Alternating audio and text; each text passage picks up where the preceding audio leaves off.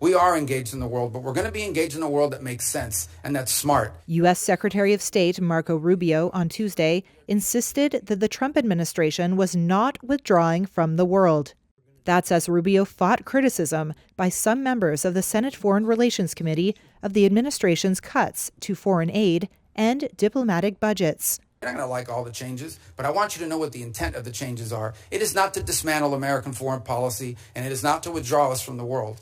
Because I just hit 18 countries in 18 weeks. That doesn't sound like much of a withdrawal.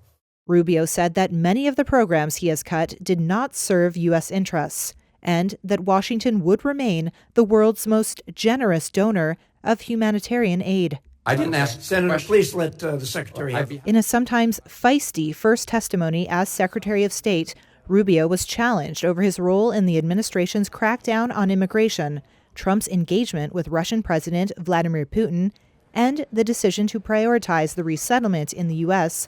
of white South Africans versus refugees from elsewhere.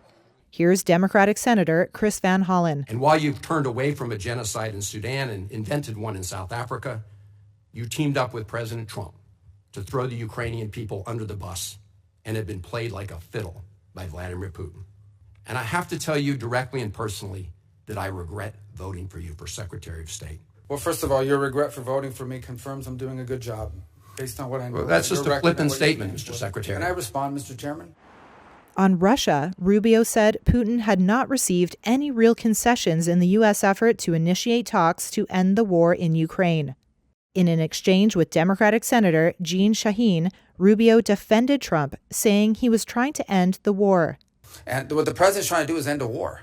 He's trying to end a bloody, costly war that neither side can win, and people are dying every single day. And so, but this notion that I don't, what has Putin gained throughout this? He hasn't gotten a single concession. He hasn't gotten a single sanction lifted. Republicans have praised Rubio, who has become a crucial figure in the Trump administration. He currently is also serving as Trump's acting national security advisor, the USAID administrator, and the acting archivist of the United States.